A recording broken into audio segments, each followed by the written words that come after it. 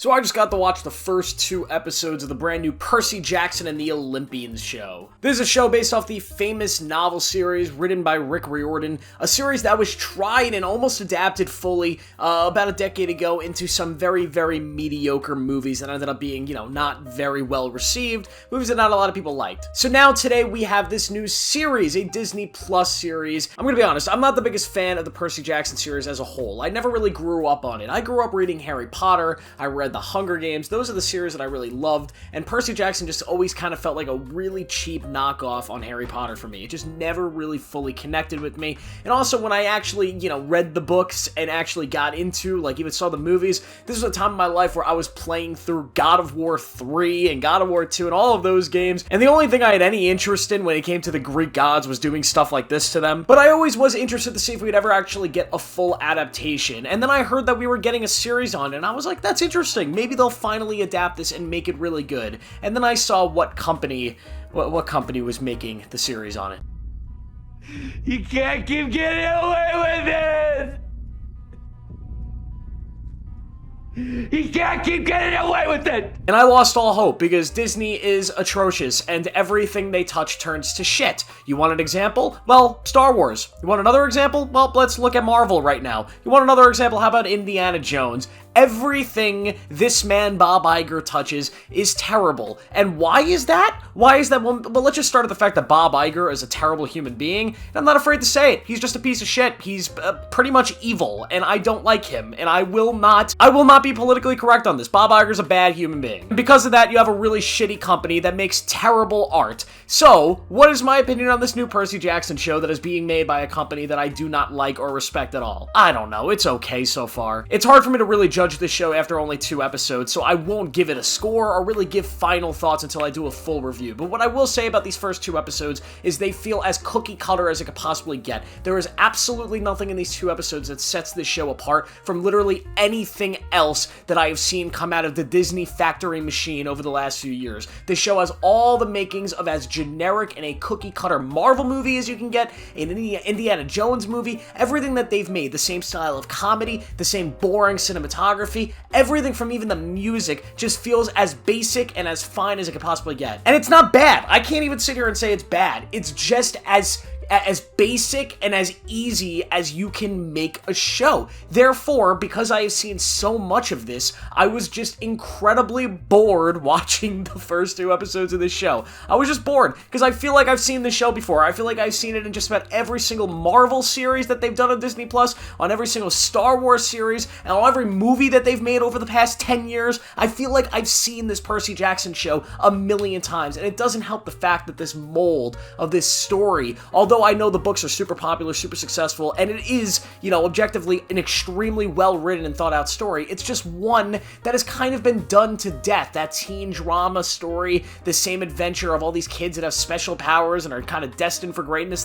There's a bunch of stuff like that. You've seen it in Harry Potter, Twilight, all that stuff, and it's essentially the same mold of a story here. But I just felt so disconnected to the show because it felt like something so similar to everything else, and I wanted a Percy Jackson show, whatever it could be. It needed to do something bold and bigger and different to really hook me, and unfortunately it hasn't done that so far. And let me talk about the cast. First off, the main actor, I think his name is Walker Scobell. He plays Percy Jackson. He's great. This is mini Ryan Reynolds. He was in a movie with Ryan Reynolds a couple years ago that I thought was amazing, and he's really good here with what he's given. I think he's the first couple episodes, he's as good of a Percy Jackson as you can ask for. I actually think the rest of the cast is pretty good. I think they actually nailed the casting here. I really like the girl that plays Annabeth. She's really good. She's got a vibe to her that's just tough and nasty, but also kind of interesting. The guy that plays Grover is a lot better than what we had gotten in the films. He's a really, really great character. We haven't seen Adam Copeland. Wow!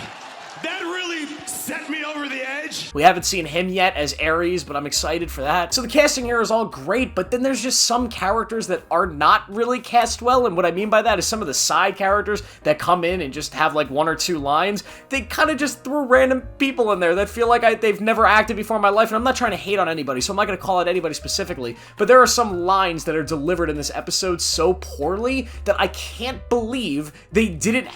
I don't know how it got by, and I don't know if the lines were just delivered poorly or if they were just written poorly. There are some characters in here, some bully, quote-unquote bully characters that are just bullies because they're just dicks. These characters are just angry dicks that are mean and angry for literally no reason whatsoever other than to, I guess, hurt Percy Jackson and push his character forward and, you know, try to gain sympathy from the audience. But a lot of the stuff that's written for these characters is so bad, so unbelievably bad that I don't understand how a company worth billions and billions of dollars can let this go by when you have tiny companies out there making movies and TV shows with writing and writers that have never even worked in Hollywood that are producing higher quality stuff, but the big studio allows some of the dumbest lines and the dumbest writing to get passed by in a major project like this. I don't get it. I'm sorry if I sound angry and annoyed. It's just every single time Disney puts something out recently, every now and then they put something out good. Like, I think Guardians 3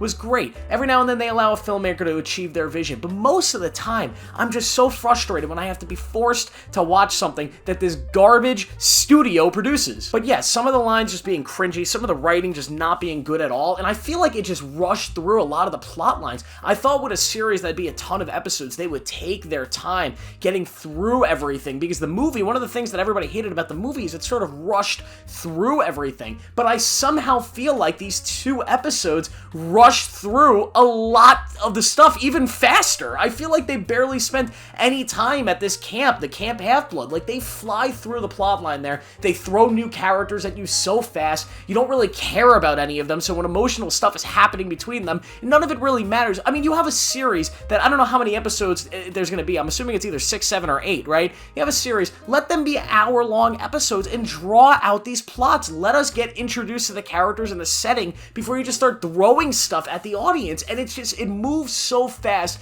and it feels like such a Marvel show, and it annoys the fuck out of me that they can't do anything different. And I just want to be clear, this is not a video hating on the people that made this show, hating on the director. Maybe this is their vision. Maybe this is exactly what they want. I'm sure there are extremely talented people involved, but I just feel like Disney as a company has been putting out the same show and the same movie ever since Iron Man came out in 2008. They've been putting out the same thing over and over and over and over, and at a point in time, it was charming. I liked it. It was fine. They found the formula that worked, but now, almost 15, almost 20 years, almost 2 decades later, the formula is tired. It's exhausted. Do something different, please, because Percy Jackson is a huge franchise and a huge title, and it needs to be something better, and I hope the next few episodes do that. I hope they slow the pace down of the show, they really dig into the lore, the characters, and try to do something a little bit more original and a little bit more fun, because I really don't want to have to give the show a terrible review, but that's the direction we're going after these first 2 episodes, and it frustrates the shit out of me because there's so much talent involved.